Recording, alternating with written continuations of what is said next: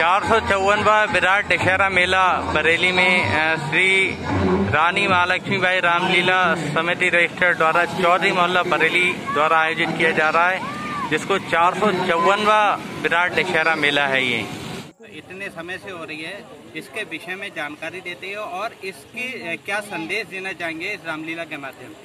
ये रामलीला न केवल बरेली की या उत्तर प्रदेश की बल्कि देश की सबसे पुरानी रामलीला है।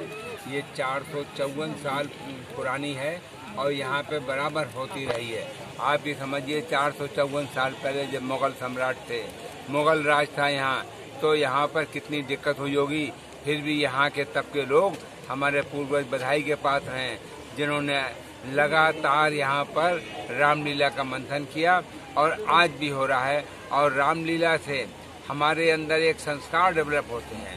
रामचरितमानस जो किताब है वो खाली किताब नहीं है, वो एक ग्रंथ है।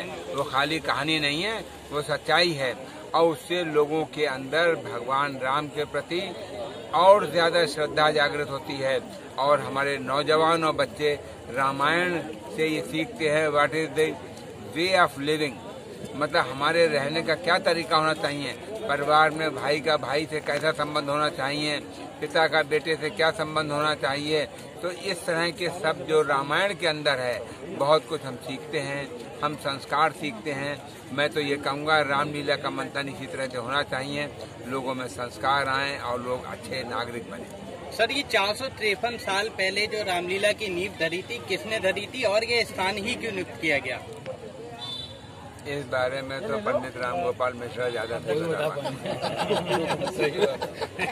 विषय में शॉर्ट में विस्तृत जानकारी दी है कि शुभारंभ किसने किया था और इसी स्थान पे क्यों नियुक्त किया गया।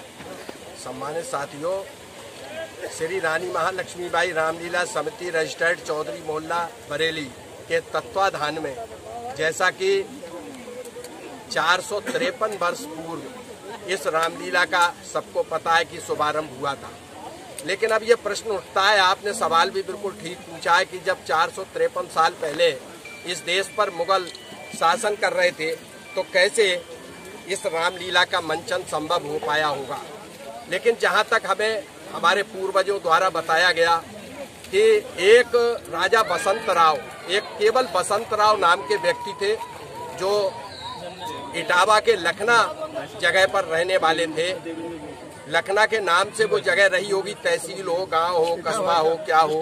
ये उस समय के लोगों ने बताया कि वहाँ पर बहुत ज्यादा फेमस स्थान तो नहीं था, लेकिन इटावा शहर नहीं होता था, लखना शहर होता था। और वहाँ पर रहने वाले व्यक्ति 450 से भी अधिक समय पूर्व बरेली आए और बरेली में उन्होंने वैद्य का काम शुरू किया। वो बहुत प्रसिद्ध वैद्य थे और उस समय उनको पता चला कि उस समय के जो मुगल शासक थे औरंगजेब, उनके परिवार में उनकी पत्नी या बहन को किसी को भी कुछ गंभीर बीमारी हो सके।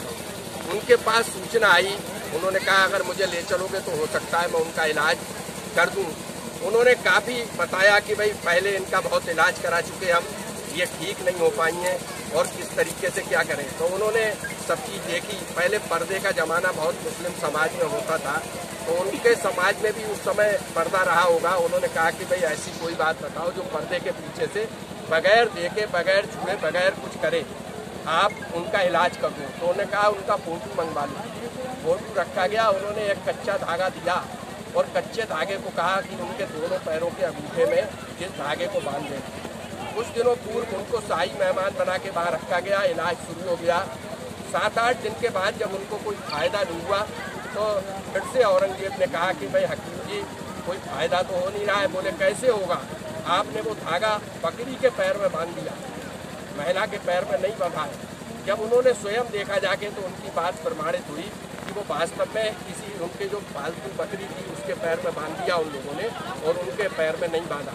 दोबारा से उनके पैर में अंगूठे में वो कच्चा धागा उन्होंने दूसरा दिया, उसको बांधा गया और 10-15 दिन में उनको पूरी तरीके से स्वास्थ्य लाभ हुआ।